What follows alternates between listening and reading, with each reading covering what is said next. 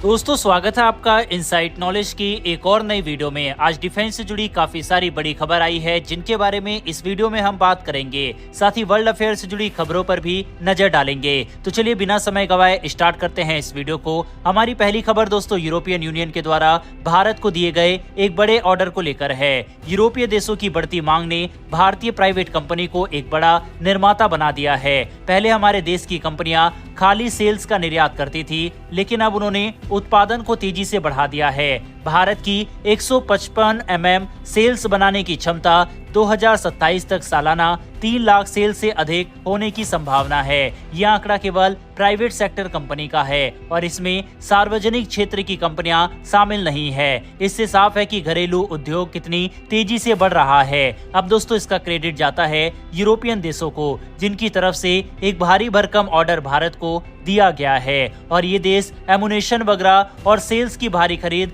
भारत से कर रहे हैं। यही कारण है कि 2027 तक भारत सालाना 3 लाख तक सेल्स बनाने की कैपेबिलिटी हासिल कर लेगा, जो कि एक ह्यूज अचीवमेंट होगी। इसके साथ ही युद्ध के समय में भारत की ये क्षमता हमारी काफी मदद करेगी। यूरोपीय देशों के बड़े ऑर्डर की वजह से उत्पादन क्षमता बढ़ी है। ये सभी देश अपने युद्ध भंडार को फिर से भरने के लिए संघर्ष कर रहे हैं और भारतीय निर्माता उनकी मदद कर रहे हैं।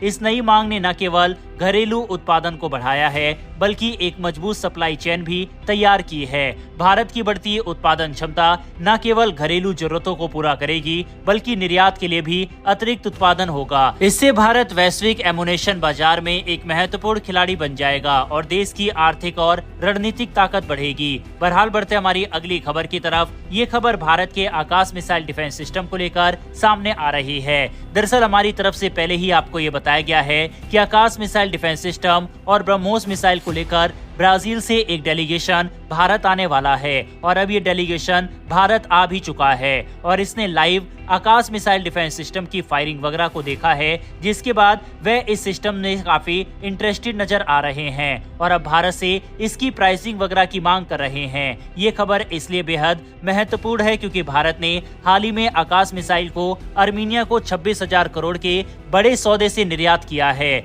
आकाश जो कि एक सतह से हवा में मार करने वाली मिसाइल प्रणाली है। आपको बता दें कि जब भारत ने आकाश मिसाइल का टेस्ट किया था, उसके साथ ही भारत दुनिया का पहला ऐसा देश बन गया था जो कि एक ही मिसाइल यूनिट से 4 हवाई टारगेट बर्बाद कर सकता है। आकाश मिसाइल सिस्टम की सिंगल यूनिट में 4 मिसाइलें होती है जो अलग अलग टारगेट को खत्म कर सकती है। भारतीय सेना और डीआरडीओ लगातार इसके एडवांस वर्जन की टेस्टिंग कर रहे हैं। फिलहाल ये क्षमता 25 किलोमीटर रेंज वाली आकाश मिसाइल में है। बाद में इसकी रेंज को बढ़ाया जाएगा। इसमें स्वदेशी एक्टिव RF सीकर लगा है।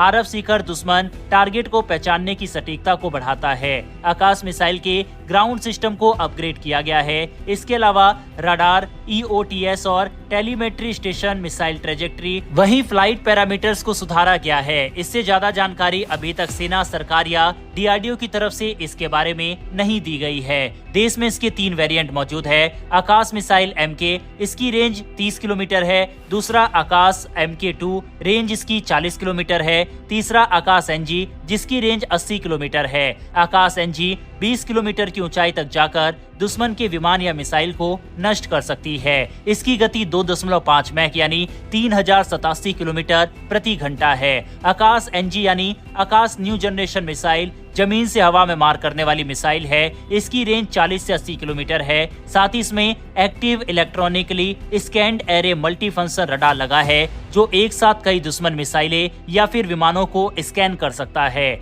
आपको बता दें, भारत ने इस मिसाइल डिफेंस सिस्टम को अर्मीनिया को देने के साथ साथ अपने बॉर्डर एरिया पर भी तैनात कर रखा है। वहीं पर ब्राजील की इस डील में भारत के आकाश मिसाइल डिफेंस सिस्टम के साथ ही चीन का स्काई ड्रैगन सिस्टम भी शामिल था। लेकिन अब डिफेंस न्यूज के आर्टिकल के मुताबिक ब्राजीली सेना प्रमुख ने मीडिया रिपोर्ट्स के अनुसार भारतीय मिसाइल सिस्टम को चीनी सिस्टम पर तरजीह दी है और इसको ज्यादा एडवांस सिस्टम करार दिया है।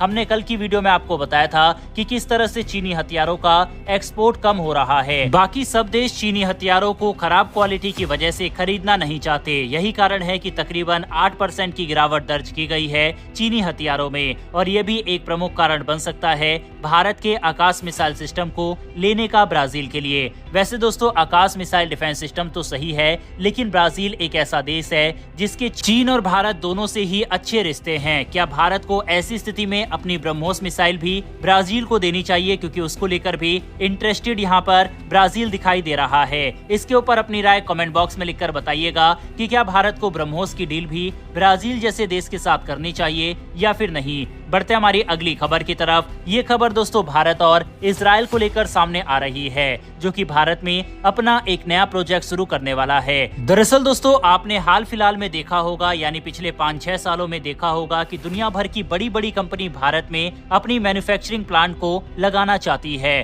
फिर चाहे उसमें डैसॉल्ट एविएशन हो, लॉकहीड मार्टिन हो, बोइंग हो या फिर एप्पल हो। अब इस लिस्ट में एक और कंपनी शामिल होने वाली है, जो कि इजराइल की कंपनी है। दरअसल इजरायली एरोस्पेस इंडस्ट्रीज ने भारत के अंदर अपना एक मैन्युफैक्चरिंग प्लांट खोलने की इच्छा जताई है। IAI भारत में एक यात्री से मालवाहक P2F परिवर्तन सुविधा और एक इंजन मरम्मत रखरखाव और ओवरऑल यानी MRO केंद्र स्थापित करने की योजना बना रही है। कंपनी हिंदुस्तान एरोनॉटिक्स लिमिटेड यानी HAL और एक अन्य भारतीय फर्म के साथ इन सुविधाओं को अगले 2 वर्षों में शुरू करने की बात कर रही है। अब ये P2F विमान अगर आपको समझ नहीं आया तो मैं आपको बता दूं कि कोई भी एरोप्लेन जो कि यात्रियों को लेकर जाता है, उस एरोप्लेन को काटकर उसमें मॉडिफिकेशन वगैरह करके उसको मालवाहक विमान में कन्वर्ट कर देना, और इसी की फैक्ट्री इजराइल भारत में चाहता है, जिसको लेकर बात HAL वगैरह के साथ चल रही है। इजराइल भारत को इन ऑपरेशंस के लिए एक महत्वपूर्ण जगह मानती है, क्योंकि वैश्विक एयर कार्गो सेवाओं की मांग तेजी से बढ़ रही है। कंपनी का कहना है कि बड़े विमान जैसे बोइंग 777 को मालवाहक में बदलने से बड़ी क्षमता मिलेगी। ये विमान 100 टन तक का माल ले जा सकता है, जो कि वर्तमान में इस्तेमाल हो रहे 2 इंजन वाले मालवाहक विमानों की क्षमता 60 टन से ज्यादा है। इजरायली एरोस्पेस इंडस्ट्रीज के EVP सैमुअल कुजी ने बताया है, कंपनी को P2F परिवर्तन में अनुभव है और बोइंग 777 के परिवर्तन से कार्गो बिजनेस में बड़ा बदलाव आएगा। इन सुविधाओं के भारत में स्थापित होने से काफी सारे नए रोजगार के अवसर बनेंगे और देश के विमान क्षेत्र को भी बढ़ावा मिलेगा। इजराइल की तरफ से सामने आई इस खबर के ऊपर अपनी राय कमेंट बॉक्स में बताइएगा।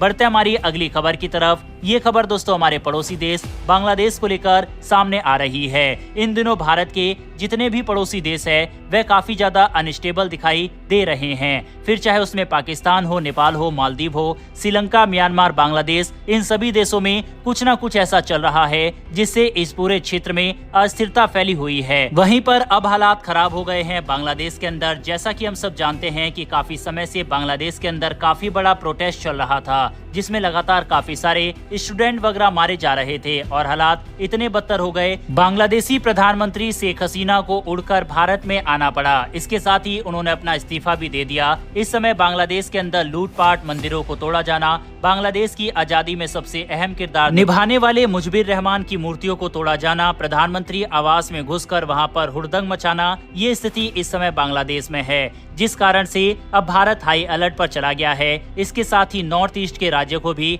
हाई अलर्ट पर रखा गया है। साथ ही BSF की संख्या को भी बॉर्डर के एरिया में तेजी से बढ़ाया जा रहा है, जिससे भारत के अंदर बांग्लादेशी लोगों की घुसपैठ ना हो पाए। इस समय BSF के जवानों की छुट्टियां वगैरह को भी रद्द कर दिया गया है। जिस तरह से बांग्लादेश के आर्मी चीफ का बयान सामने आया है, उससे यही लग रहा है कि बांग्लादेश डिक्टेटरशिप की तरफ बढ़ रहा है और अब आर्मी ही कमान को अपने हाथ में संभालने वाली है। इसके साथ ही आर्मी पूर्व PM खालिदा जिया को भी रिहा कर दिया गया है। बांग्लादेश की प्रधानमंत्री शेख हसीना के समय में बांग्लादेश ने काफी तरक्की की थी। उसका फॉरेक्स रिजर्व और उसकी अर्थव्यवस्था में काफी बड़ा उछाल देखने को मिला था, लेकिन अब ऐसा लगता है कि बांग्लादेश का वही हाल होगा जो कि इस समय पाकिस्तान का है। बताया ये भी जा रहा है कि बांग्लादेश के अंदर इस तरह से माहौल को खराब करने में पाकिस्तान की एजेंसी ISI का बड़ा हाथ है। इसके अलावा इसमें चीन के भी इन्वॉल्व होने की काफी खबरें आ रही है। आपको बता दें कि जब से शेख हसीना प्रधानमंत्री चुनकर वापस सत्ता में आई थी, तब से ही बांग्लादेश के अंदर कुछ न कुछ घट रहा है। साथ ही चाइना भी शेख हसीना की वापसी से खुश नहीं था, क्योंकि वह अपोजिशन पार्टी को सपोर्ट करता था। वहीं पर हमें ये भी देखने को मिला है कि किस तरह से पिछले 2 महीनों के अंदर ही 2 बार भारत का दौरा शेख हसीना ने किया था। इसके साथ ही चीन का दौरा बीच में ही छोड़कर वापस अपने देश व लौट गई थी और आने के बाद लगातार भारत के साथ तिस्ता नदी समझौते से लेकर कई अलग अलग समझौते बांग्लादेश में भारत के साथ किया। ये सभी घटना दिखाती है कि किस तरह से विदेशी साजिश और बांग्लादेश की आर्मी सबकी मिली भगत से यह एक बड़ा तख्तापलट हुआ है। जब तक मैं इस वीडियो को रिकॉर्ड कर रहा हूँ तब तक बांग्लादेश की प्रधानमंत्री भारत में ही मौजूद है और ऐसी खबर सामने आ रही है कि हो सकता है कि भारत बांग्लादेश के प्रधानमंत्री को शरण न दे और उन्हें ब्रिटेन जाना पड़े। हालांकि ये चीज अभी कंफर्म नहीं है, ऐसी सिर्फ खबरें आ रही है। साथ ही बांग्लादेश में बने इस माहौल पर भारत ने काफी पैनी नजर बनाई हुई है, जिसके तहत भारतीय प्रधानमंत्री नरेंद्र मोदी के द्वारा 3 घंटे से ऊपर की हाई लेवल मीटिंग भी बुलाई गई। बहरहाल दोस्तों, बांग्लादेश में हुए इस तख्ता पलट पर अपनी राय कमेंट बॉक्स में लिखकर बताइएगा। अगर आपको ये इन्फॉर्मेशन और वीडियो पसंद आई हो तो वीडियो को लाइक करके हमारी आने वाली डेली डिफेंस और वर्ल्ड अफेयर से जुड़ी ऐसी वीडियो के लिए नीचे दिए गए सब्सक्राइब बटन को प्रेस कर बेल आइकन को दबा ले। फिर मिलेंगे ऐसी एक नई वीडियो के साथ। धन्यवाद। जय हिंद।